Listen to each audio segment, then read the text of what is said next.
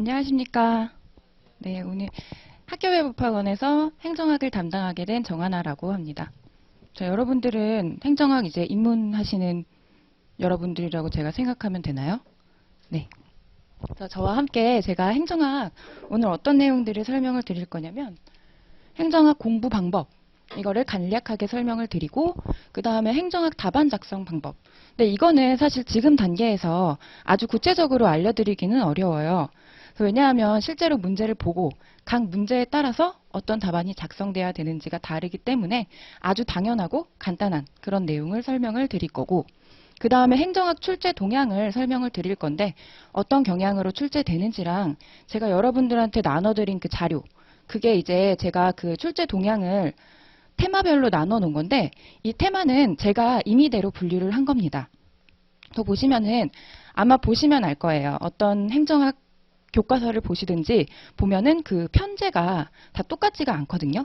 다 달라요. 그래서 제가 이제 공부를 하시는 여러분들의 입장에서 어떤 선후관계, 논리적 선후관계라든지 연관성 이런 거에 따라서 조금 이해하기가 쉽다라고 생각하는 대로 테마를 정해봤거든요. 그래서 그에 따라서 분류를 했는데 이제 보면은 그 내용이 중복되는 것도 많아요. 왜냐하면 하나의 문제 안에 다양한 주제들이 들어있는 경우도 있기 때문에 그래서 여러 개의 문제들이 하나의 문제가 여러 개의 주제에 걸쳐 있는 그런 경우도 있습니다. 그래서 그렇게 정리를 해드렸는데 그래서 어떤 주제들이 어떻게 출제되는지 자주 출제되는 주제들이 뭔지 이런 것들을 제가 마지막으로 설명을 드리도록 하겠습니다. 자, 일단은 행정학 공부 방법인데요. 자, 이거에서는 일단 가장 먼저 말씀드리고 싶은 것은 예비순환 단계에서는 숲을 먼저 보고 나무를 나중에 보는 그런 공부를 하시라는 겁니다. 여러분들 다들 여러 공부를 하시면서 공부 방법에 대해서 잘 알고 계실 거라고 생각을 하지만 이제 어떤 과목에 따라서 공부 방법이 달라질 수도 있어요. 근데 행정학 같은 경우는 일단은 전체 내용이 유기적으로 연결이 되어 있습니다. 행정학이 왜 생긴 거냐? 어떤 환경에 따라서 어떤 문제가 발생하고 그런 것들을 해결하기 위해서 또는 어떤 환경에 따라서 행정이 어떻게 변화하고 그런 것들을 잘 운영하기 위해서 만들어진 게 행정학이기 때문에 이런 것들이 유기적으로 다 연결이 되어 있습니다. 그래서 숲을 먼저 보고 나무를 보는 공부를 하셔라 라는 건데 이제 처음에 그런 분들이 계셔요. 공부를 하시다가 이제 기출문제를 보면은 이거를 완벽하게 알고 아주 구체적인 다양한 사례들까지 완벽하게 알지 않으면 도저히 풀 수가 없을 것 같은 그런 기출문제를 보시고 그거를 완벽하게 내가 풀 수 있을 때까지 이 주제를 공부를 하고 넘어가야겠다. 이렇게 하시는 분들이 계신데 그렇게 하면 실패를 합니다. 왜냐하면 처음에는요. 뒷부분을 아직 안 배웠잖아요. 이 앞부분의 단편적인 지식만 가지고 사실 이 문제를 풀기가 어려워요. 행정학 문제 자체가 전체적인 연계 속에서 풀 수 있는 그런 문제이기 때문에 뒤에 부분을 안 배우고 앞부분을 완벽하게 이해하려고 한다? 그것 자체가 어렵기 때문에 공부를 하시다가 지치는 그런 현상이 발생을 합니다. 시간도 너무 많이 낭비되고요. 그래서 일단은 이런 개념이구나 라는 것을 본인이 이해하고 그 개념에 대해서 쓸 수 있을 정도 그런 정도로 숲을 먼저 보시고 그 다음에 한번 순환을 돌리고 나서 그 다음에 나무를 보는 그런 준비를 하시는 것이 좋습니다. 더 보시면은 어떤 우리가 자세한 사례들을 논문을 보고 이런 것들을 너무나 많이 초반부터 하실 생각을 하기보다는 초반에는 차라리 뉴스나 신문 이런 것들 보세요.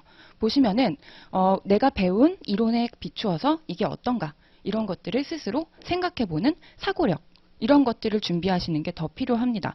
왜냐하면 우리가 사고력이라고 하는 것은 단기간에 형성이 되는 게 아니거든요. 근데 우리가 사고력이 없으면 이 문제가 풀 수가 없어요. 적용을 해야 되거든요.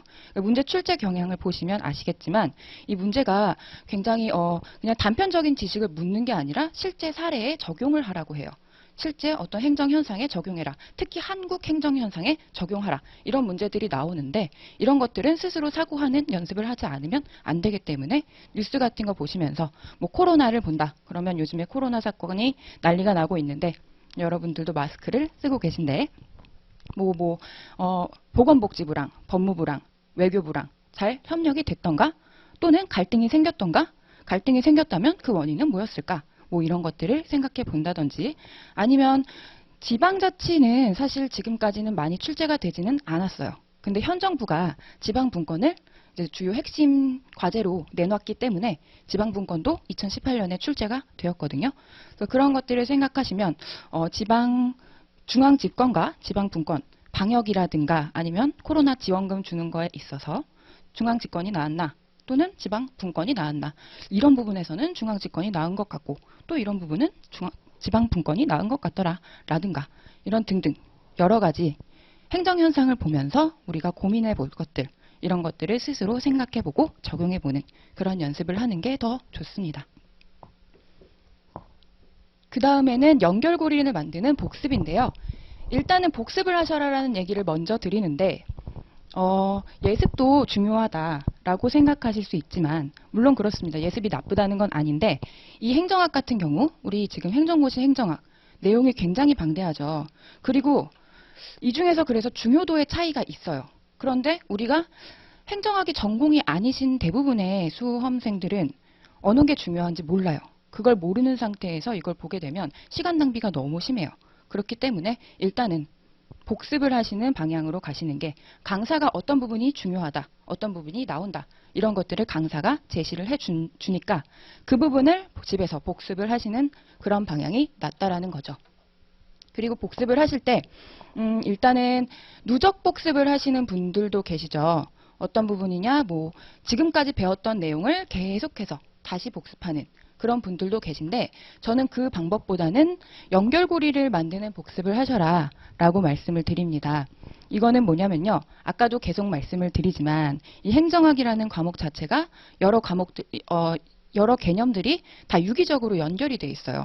이런 배경 때문에 이런 이론이 나왔고, 이 이론이 이런 주장을 해서 이런 제조들이 탄생하게 되었고, 이렇게 연결이 되어 있기 때문에 뒤에서 공부를 하시다가 앞에 연결된 내용들이 떠오르실 거예요. 또 강사도 제시를 해 줄 거고요. 그러면 그 부분을 다시 복습하는 거예요. 그래서 연결고리를 만들어 주는 거예요. 내가 지금 이 부분 공부했는데 이전에 배웠던 이 부분이랑 이런 부분에서 연관이 되는구나. 이렇게 복습을 하시는 게 좋습니다.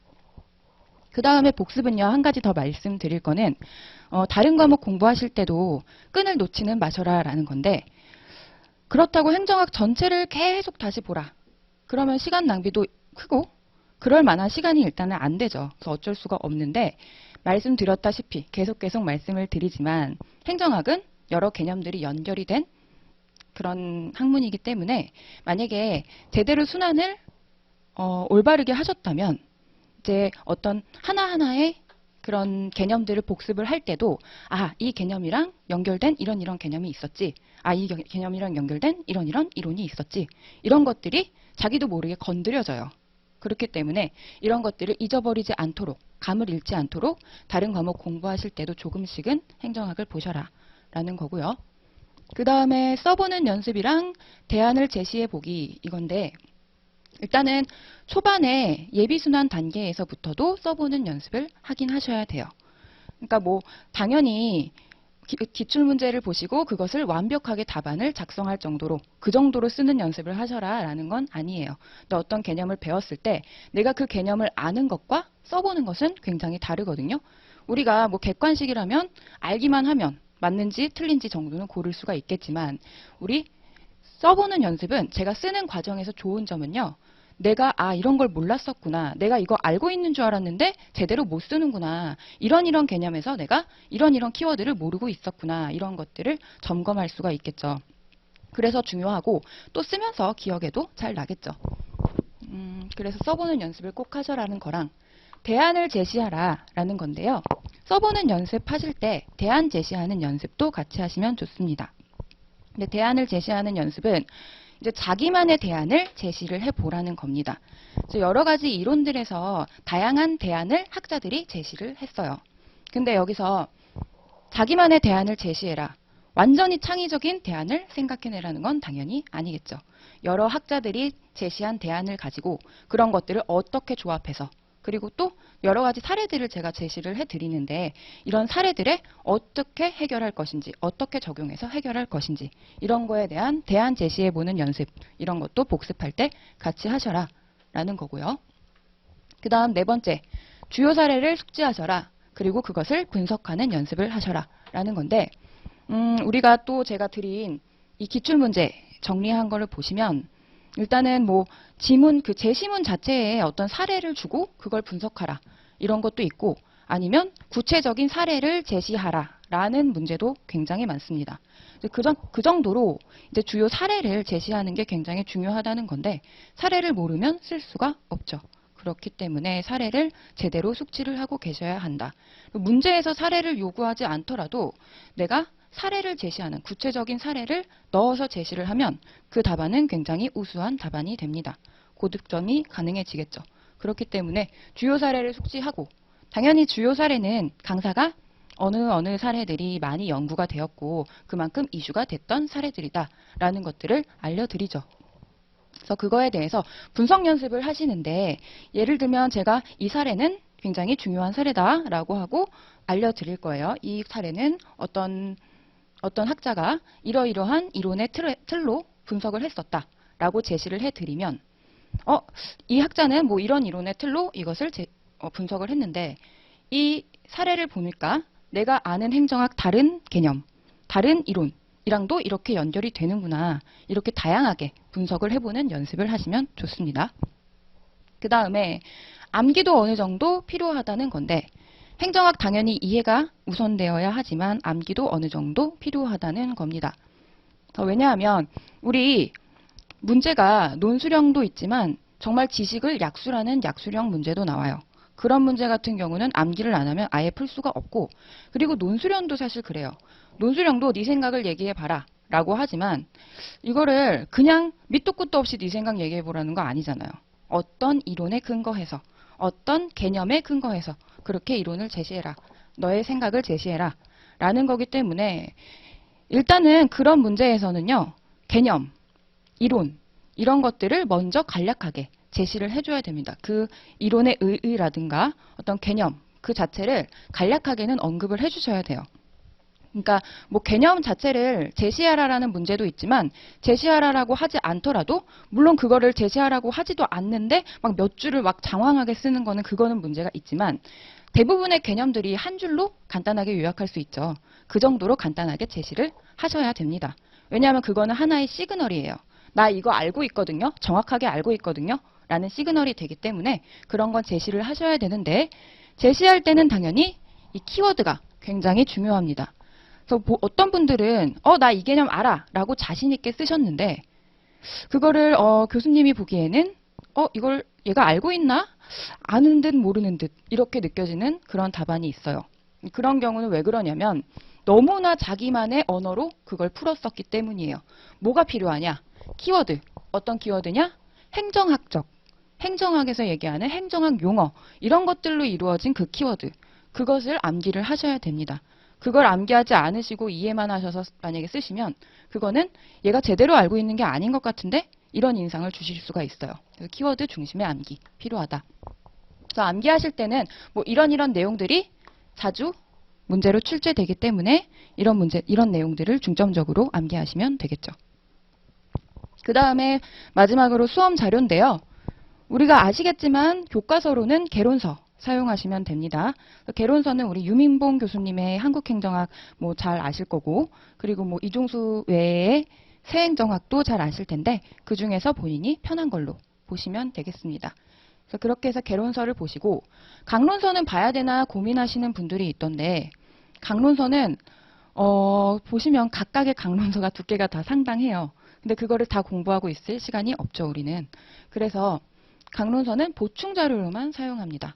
그 얘기는 뭐냐? 다 사지도 마시고 그냥 근데 그런 경우들이 있거든요. 개론서에 문제로 자주 출제되고 꽤 깊게 출제되는데도 개론서에 제대로 안 나와 있는 그런 내용들이 있긴 있어요.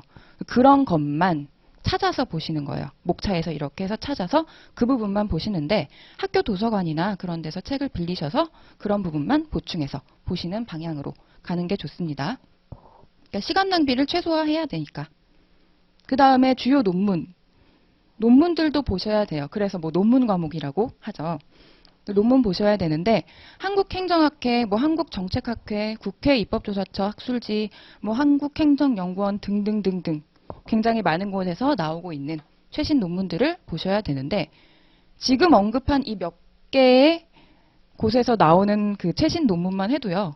상당히 많습니다. 당연히 다 볼 수가 없죠.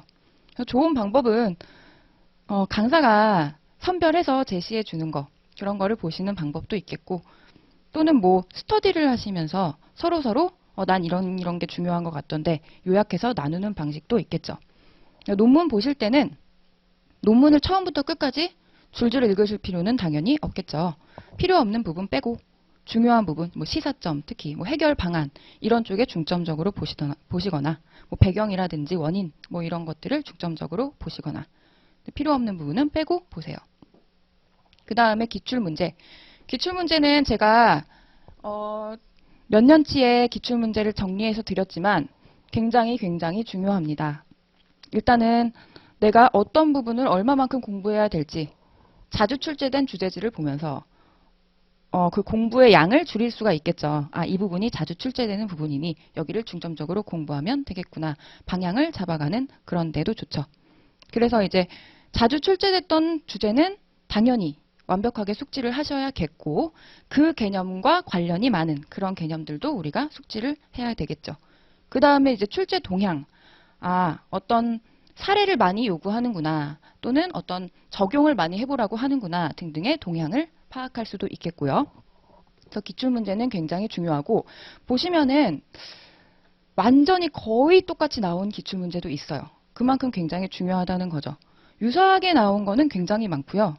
그리고 정말 거의 똑같이 나온 그런 문제도 있어요. 그만큼 기출문제는 중요합니다. 여기까지가 간략하게 공부 방법을 보셨고